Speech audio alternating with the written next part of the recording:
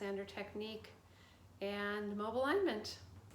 So this week's video is a promised continuation of my videos about feet. And it's going to be the last one, I think, for a while.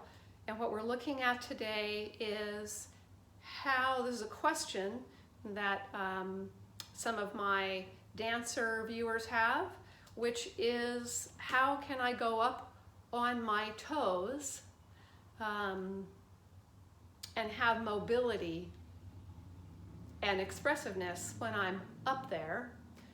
And the longer you dance, the more we ask a lot of our feet. And so many of us have a little bit of a limitation in the big, if this was my foot and this was my big toe, this big toe joint sometimes loses a bit of its mobility because it's just gotten so much demand.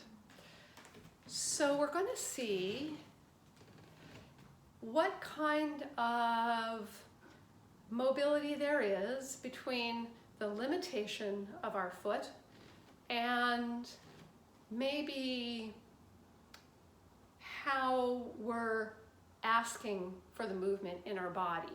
And if we make a little change, so I'm going to suggest 2 changes, and we're going to see, do those changes bring about more flexibility in the foot, and do they bring about more mobility and especially more ease? So the first thing we're going to look at is the language. So the language is going up on your toes. That's what we say. So if I think going up on my toes, and I just think that one thought, I'm just doing that to find out what that message does to me. It's not terrible, but I do feel more pressure and initially some kind of pain actually in my toes, as if all of the activity is happening there. So let's change the language so that it's not all on your toes, and we're going to play around with going up off of the floor.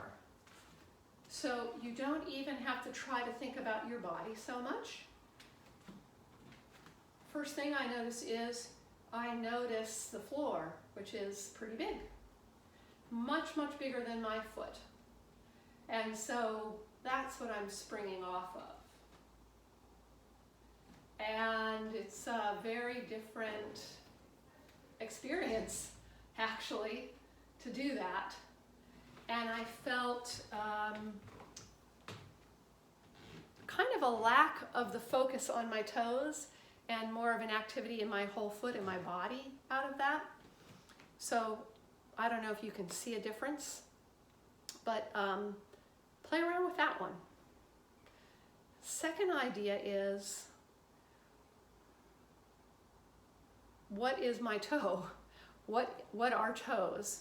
And so I'm going to use my hand to kind of explain it to you, because I think when we think about our hands and feet, we think about this area, for instance, as hand, and we think about this area as finger, where there's a skin fold. But the truth is, if you touch these knuckles on your hand, you'll see they're actually a part of the finger, like a duck's bill. You can see it on this side more, that this whole knuckle, the knuckle of your finger, it goes with the finger. So that's a whole new idea. And we do have a Mobilignment point on your feet that's right here, because there's a little sesamoid bone there, like a little tiny kneecap, and it moves in the skin. So if you're on the floor like this, if you're just standing on the floor and you haven't, I'm going to move this back a little bit,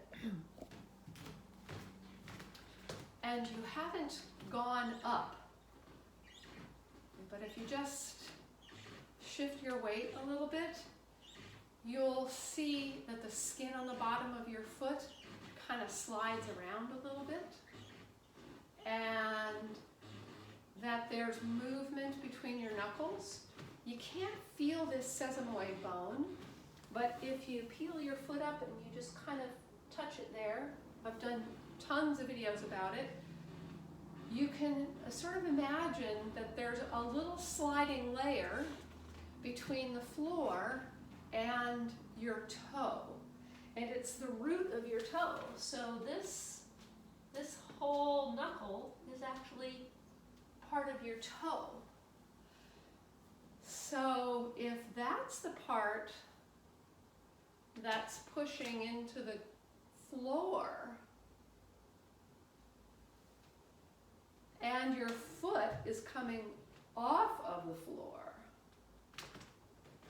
and your toes are going with the floor, pushing against the floor, there's a very more sensual relationship with the toe, and that movement of that pad underneath your big toe.